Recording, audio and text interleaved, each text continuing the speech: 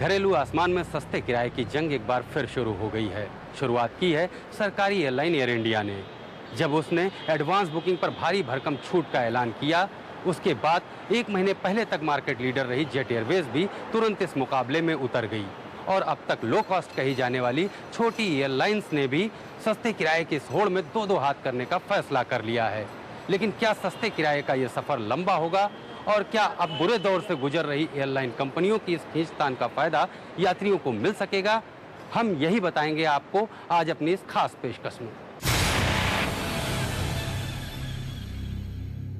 सरकारी मदद के दम पर फिर से खड़े हुए महाराजा ने एडवांस बुकिंग स्कीम लाकर एविएशन मार्केट में अपना दबदबा दिखाना शुरू कर दिया है।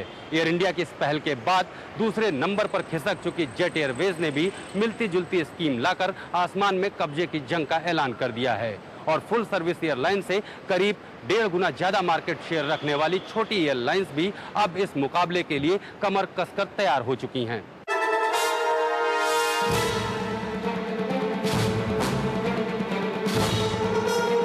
एविएशन इंडस्ट्री में कभी सचमुच की महाराजा रही एयर इंडिया दोबारा अपना वही रुतबा हासिल करना चाहती है। लंबे समय तक खस्ताहाल वित्तीय हालात से गुजर रही एयर इंडिया को सरकार ने सहारा दिया। टर्न अराउंड प्लान के तहत 13,000 करोड़ की सरकारी आर्थिक मदद के बाद एयर इंडिया एक बार फिर से टेक ऑफ कर चुकी है, लेकिन इस मदद के बदले उसे मार्केट शेयर बढ़ाने की शर्त भी पूरी करनी है। इसे हासिल करने के लिए एयर इंडिया ने महंगे हवाई किराए के इस दौर में भारी भरकम डिस्काउंट की स्कीम जल्दी लॉन्च की है। इसी स्कीम के तहत एक महीने या उससे लंबे समय के लिए एडवांस टिकट खरीदने पर यात्रियों को 40% तक सस्ता एयर टिकट मिलेगा। पिछले 6 महीने में एक तरह का आपने कार्टेलाइजेशन देखा, हर आदमी फेयर्स को लेके बैठा हुआ था। अब जो वीक प्लेयर है या जिस पे परफॉर्मेंस का ज़्यादा प्रेशर होता है वो हमेशा डिस्काउंटिंग शुरू करता है ताकि उसके नंबर्स बढ़ें, पैसेंजर नंबर्स की संख्या में इजाफा हो। तो इस तरह की स्थिति जो है आप देखेंगे, क्योंकि एयर इंडिया पे अब अपनी परफॉर्मेंस दिखाने का प्रेशर है। उनको जो बेल आउट पैकेज मिला है उस पैकेज का हर हिस्सा कहीं ना कहीं प्रोडक्टिविटी से लिंक्ड है। ये स्वाभाविक है कि भारत सरकार जो इसमें इतना पैसा लगा रही है एयर इंडिया में, वो ये अपेक्षा करेगी कि एयर इंडिया इसके कुछ अच्छे परिणाम दिखाए। खाली उसमें पैसा ही डालते जाएं और उसका नतीजा ना दिखे तो ये भी कोई एक टेनेबल बात नहीं रह जाती है। तो इसलिए एयर इंडिया को जाहिर है कि उनको निर्देश सरकार की ओर से ज़रूर मिले होंगे कि वो कुछ अपना परफॉर्मेंस इम्प्रूव करके दिखाएं।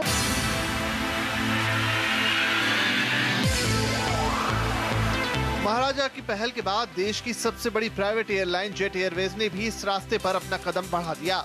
अगले ही दिन जेट एयरवेज ने 21 और 30 दिन के एडवांस टिकट खरीदने पर 40% तक सस्ते टिकट यात्रियों को ऑफर किए। जेट की एडवांस फेयर स्कीम के तहत 21 दिन एडवांस फेयर स्कीम 18 अक्टूबर तक और 30 दिन एडवांस फेयर की स्कीम अनिश्चित काल के लिए लागू की गई है। आसमान में कब्जे की जंग जब छिड़ ही गई है तो पहली बार नंबर 1 के मुकाम पर पहुंची इंडिगो भी पीछे नहीं रही। इंडिगो भी सस्ते हवाई किराए की इस लड़ाई में शामिल हो गई और कुछ खास रूट पर यात्रियों को एक महीने एडवांस टिकट खरीदने पर 40% तक सस्ते रिटर्न टिकट का ऑफर पेश किया। जैसे ही अगर एक बड़ा प्लेयर अपने दामों में कटौती करता है तो बाकी एयरलाइंस को भी उसको मैच तो करना ही पड़ेगा, नहीं तो अदरवाइज़ उनका आधा प्लेन खाली बैठा रहेगा। काफ़ी जर्नी की डेट के नज़दीक आते आते तो उस पर प्रेशर बहुत पड़ता है और आपको कम से कम, और ये वो क्वार्टर है जिस समय आपको कम से कम 80 से 85 या 90% तक सीट फैक्टर भरने की आपको ऑप्शन होती है। तो अगर इस समय अगर आपने उसको प्राइस को मैच नहीं किया और अगर अभी भी आपको 70% सीट फैक्टर अगर मिल रहा है तो फिर ये जो ऑप्शन है इन 3 महीनों का, ये मौका आपके पास कभी आएगा नहीं। मौजूदा हवाई किराए के मुकाबले अब एडवांस टिकट के रेट अगर देखें तो एयर इंडिया की नई स्कीम में एडवांस बुकिंग पर दिल्ली मुंबई रूट का किराया 4,931 रुपए है, जबकि इसी रूट पर कम से कम मौजूदा किराया 7,500 रुपए है। इसी तरह दिल्ली कोलकाता का किराया 4,818 रुपए है, जबकि इस रूट पर इस समय सबसे कम किराया 12,000 रुपए है। जेट एयरवेज के किराए लगभग इसी रेंज में हैं, जबकि लो कॉस्ट एयरलाइन इंडिगो की स्कीम में अब एडवांस बुकिंग कराने पर दिल्ली मुंबई का रिटर्न किराया 9,591 रुपए, दिल्ली बेंगलुरु का 10,200 रुपए, दिल्ली हैदराबाद का 9,954 रुपए, दिल्ली कोलकाता का 9,425 रुपए और दिल्ली चेन्नई का रिटर्न किराया 9,950 रुपए है। इंडिगो के बाद अब स्पाइस जेट भी एडवांस किराए में कटौती का किसी भी समय ऐलान कर सकती है। इस पहल से साफ है कि सालों की मेहनत के बाद बाजार में पकड़ मजबूत करने वाली लो कॉस्ट एयरलाइंस भी मुकाबले के लिए पूरी तरह से तैयार हैं। हवाई किराए में कमी यात्रियों के लिए राहत की बात है, लेकिन इस तरह का फैसला दरअसल एयरलाइंस की मजबूरी है, क्योंकि मार्केट शेयर में भारी उलटफेर हो चुका है और लगातार कम हो रही यात्रियों की संख्या ने सारी एयरलाइंस के होश उड़ा रखे हैं।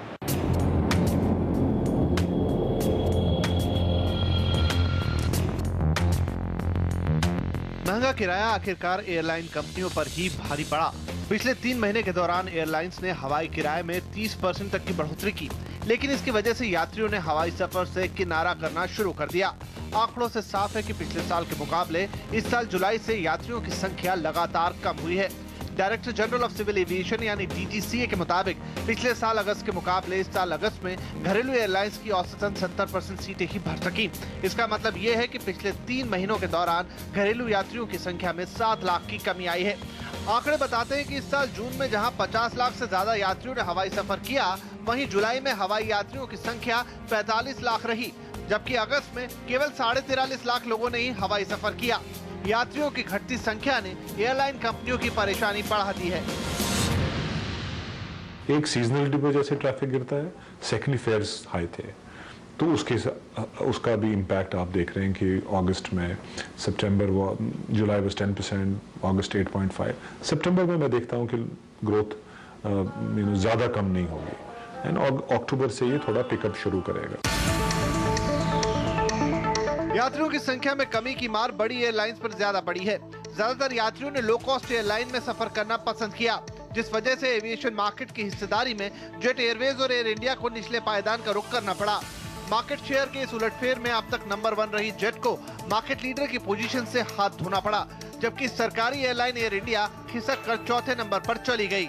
DGCA के आंकड़ों के मुताबिक जुलाई में लो कॉस्ट एयरलाइन इंडिगो ने 27% मार्केट शेयर पर कब्जा कर 26.6% हिस्सेदारी वाली जेट को दूसरे पायदान पर जाने के लिए मजबूर कर दिया। ये सिलसिला अगस्त में भी जारी रहा।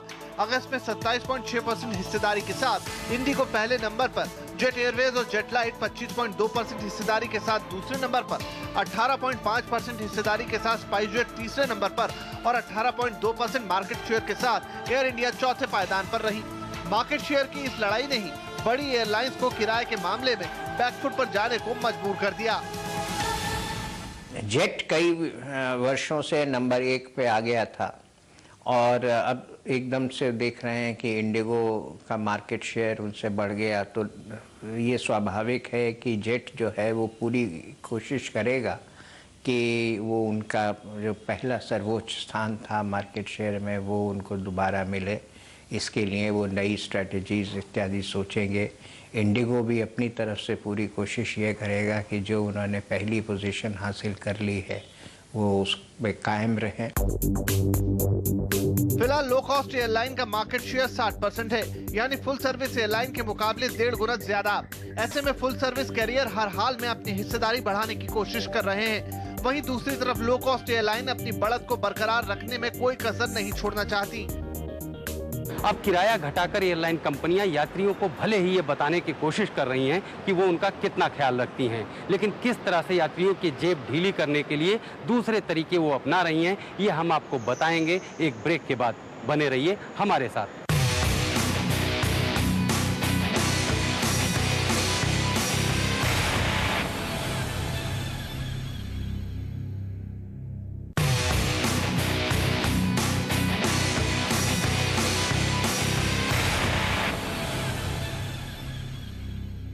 फेस्टिव सीजन में टिकट के दाम घटाकर एयरलाइन कंपनियां यात्रियों को कोई तोहफा नहीं दे रही हैं। एविएशन इंडस्ट्री में मची उथल-पुथल का उन्होंने जमकर फायदा उठाया है।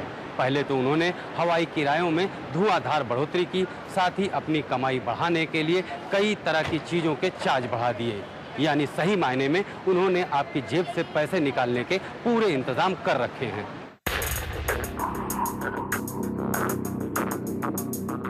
विजय माल्या की किंगफिशर एयरलाइन की हालत खस्ता होने से एयरलाइन कंपनियों के बीच किराए में चल रहा कंपटीशन खत्म सा हो गया। किंगफिशर के एयरक्राफ्ट ग्राउंड होने से इंडस्ट्री की क्षमता में कटौती हुई, जबकि डिमांड बरकरार रही। इसका एयरलाइन कंपनियों ने जमकर फायदा उठाया और सभी एयरलाइंस ने किराए बढ़ा दिए। यहाँ तक कि दिल्ली मुंबई जैसे रूट पर एक तरफ का हवाई किराया जहाँ 5,000 से 5,500 रुपए था, वहीं पिछले 6 महीने में ये बढ़कर 7,500 से 8,000 रुपए तक पहुँच गया। यही हाल दूसरे अहम सेक्टर्स का भी रहा। 26% के मार्केट शेयर वाली एयरलाइंस बंद हुई तो एकदम कैपेसिटी गैप आया, तो हर आदमी अपनी अपॉर्चुनिटी का फ़ायदा उठा रहा है और उनको पिछले 3-4 साल में उन्होंने लगातार लॉसेस भुगते हैं। तो ये पहली बार स्थिति आई है जब वो नंबर्स की कॉस्ट पे अपने फेयर्स बढ़ा सकें। तो ये तो ऐसी स्थिति में जो रूल ऑफ द रिटर्न्स वो जो है वो आपको डिमांड और सप्लाई पे डिपेंड करता है। किराए में बढ़ोतरी बेसिक किराए के अलावा दूसरी मदों में भी हुई। मसलन इस समय यात्रियों को हर टिकट पर 150 से 250 रुपए तक का पैसेंजर सर्विस फीस, दूरी के मुताबिक 250 से 500 रुपए तक एयरपोर्ट की यूजर डेवलपमेंट फीस और दिल्ली मुंबई जैसे एयरपोर्ट से उड़ान भरने पर 115 रुपए से 220 रुपए तक एयरपोर्ट डेवलपमेंट फीस भी चुकानी पड़ रही है। इसके साथ ही बेसिक किराए और फ्यूल सरचार्ज पर करीब 5% का सर्विस टैक्स अलग से देना पड़ता है। इंडिया में जो इस टाइम फेयर की प्राइसिंग है बड़ी ही अजीबोगरीब तरह की है, क्योंकि यहाँ पर टैक्सेस बहुत बढ़ गए हैं। हमारे यहाँ बहुत सारे कंपोनेंट नए आ गए हैं, जैसे कि इकोनॉमी क्लास पे सर्विस टैक्स है फेयर के ऊपर 4.94% तो वही है। 5% एक फेयर बढ़ने से बहुत फर्क पड़ता है। टिकट के अलावा भी यात्रियों को हवाई सफर के दौरान कई और फीस चुकानी पड़ रही है। जैसे एयरलाइन कंपनियों ने पिछले कुछ महीनों से टिकट का कैंसिलेशन, रिफंड या रूट ट्रांसफर का खर्च 750 रुपए से बढ़ाकर 1,000 रुपए कर दिया है। यही नहीं, इस पर यात्रियों को 12.5% का टैक्स भी चुकाना पड़ रहा है। अतिरिक्त सुविधा के नाम पर मसलन अपनी पसंद की सीट लेने पर 600 रुपए अलग से लिए जा रहे हैं। अगर यात्री टिकट का प्रिंट लेना चाहे तो उसे 50 रुपए अतिरिक्त देने पड़ रहे हैं। इसके अलावा बिना गार्जियन के सफर करने वाले बच्चों के लिए भी एयरलाइंस 1,000 रुपए तक का अतिरिक्त चार्ज ले रही है। जानकारों का कहना है कि आने वाले समय में इन चार्जेस में और बढ़ोतरी हो सकती है। बिल्कुल बढ़ेंगे। आप देखिए एक्सेस बैगेज अलाउंस 15 पीस से कम आ जाएगा।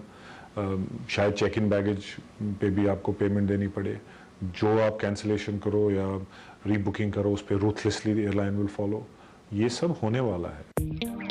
नॉन फेयर रेवेन्यू के जरिए अभी घरेलू एयरलाइंस अपने कुल रेवेन्यू का 3% तक कमाई कर रही हैं, लेकिन कॉस्ट रिकवरी के लिए अब एयरलाइंस इसे बढ़ाकर 5% तक करना चाहती हैं।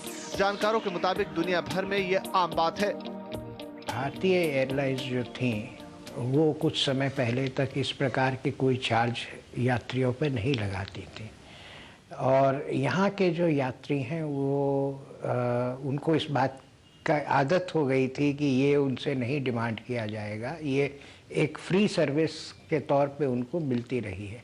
पर अगर आप देखें अमेरिका इत्यादि में जो देखें, अमेरिकन एयरलाइंस वगैरह जो हैं वो बहुत दिनों से वो एक्सेस बैगेज ही नहीं, अगर आप एक सूटकेस चेक इन भी करते हैं तो उसके भी $20 आपसे ले लेते हैं। इसके अलावा इस महीने ही ATF की कीमतों में बढ़ोतरी के बाद एयरलाइन कंपनियों ने फ्यूल सरचार्ज में दूरी के मुताबिक 150 से 250 रुपए तक की बढ़ोतरी कर दी है और ये बढ़ोतरी आगे कभी भी की जा सकती है। यानी यात्रियों के लिए हवाई किराए से ज्यादा सरचार्ज और टैक्स सिरदर्द की वजह बन चुके हैं। एक बात और जो कि यात्रियों को ध्यान में रखनी चाहिए कि किरायों में ये कमी केवल उन्हें लुभाने के लिए है। फेस्टिव सीजन के शुरुआती कुछ दिनों के बाद एयरलाइन कंपनियां इस तरह की प्रमोशनल स्कीम बंद कर सकती हैं, क्योंकि सच्चाई ये है कि किरायों का मौजूदा स्तर एयरलाइन कंपनियों की माली हालत में कोई सुधार नहीं कर पाएगा, जिसकी उन्हें सख्त दरकार है। सस्ते हवाई किराए की स्कीम ज्यादा ऊंची उड़ान नहीं भरेगी। जानकारों के मुताबिक पहली तिमाही में मुनाफा दिखाने के बावजूद घरेलू एविएशन इंडस्ट्री को इस साल 7 से 8,000 करोड़ रुपए का नुकसान होगा।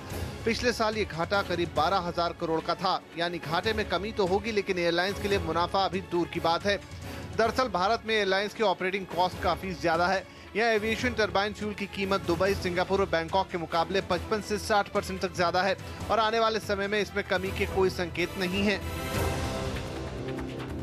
मुझे तो लगता नहीं है कि जिस हिसाब से ऑयल है $115-120 का ब्रेंट, $115 का ब्रेंट है, उसके आप टैक्सेशन आप देखिए, इंडियन स्पॉट प्राइसेस पे टैक्सेशन है, सर्विस टैक्स देखिए, एयरपोर्ट चार्जेस देखिए, और बाकी अदर जो कॉस्ट्स हैं, उस हिसाब से लो फेयर एक्सपेक्ट करना तो ऑलमोस्ट इम्पॉसिबल है। तो लो फेयर तो मेरे ख्याल से नियर टर्म तक, जब तक कॉस्ट काफ़ी कम नहीं होंगे, स्पेशली फ्यूल कॉस्ट कम नहीं होंगे और रुपी भी थोड़ा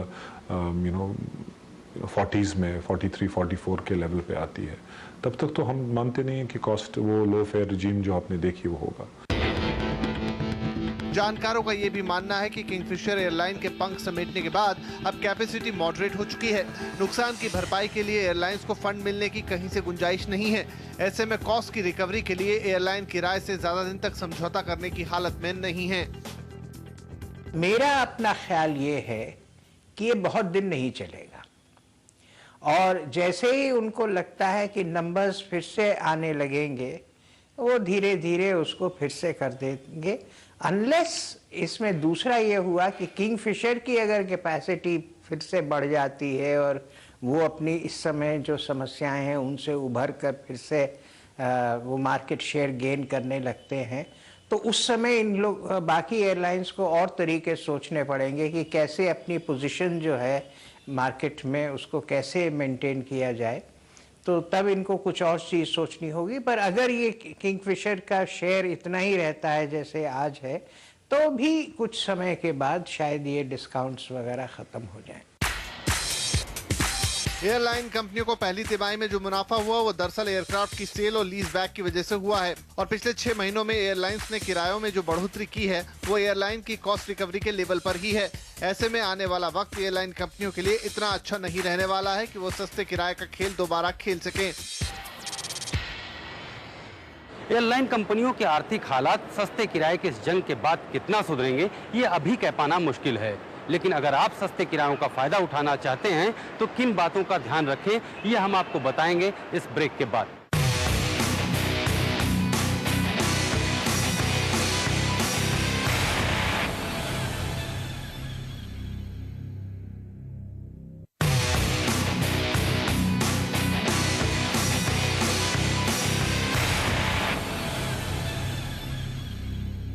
अगर आप मौजूदा या आने वाले फेस्टिव सीजन में परिवार के साथ सैर सपाटा करना चाहते हैं तो अभी एयर टिकट बुक कराना आपके लिए फायदे का सौदा होगा।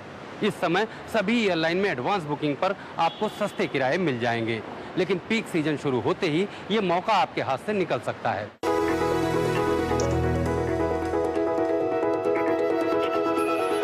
इस समय अगर आप दिवाली की छुट्टियों के लिए एयर टिकट बुक कराते हैं तो आपको सभी एयरलाइंस के टिकट 30 से 40% तक कम कीमत पर मिल जाएंगे।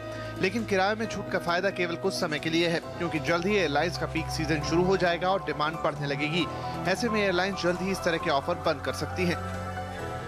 टिकट के प्राइजेस हमेशा कॉस्ट के ऊपर होने चाहिए। उसको अगर आप बिलो कॉस्ट सेल करेंगे तो लॉन्ग टर्म उसमें पूरे सेक्टर का नुकसान होता है।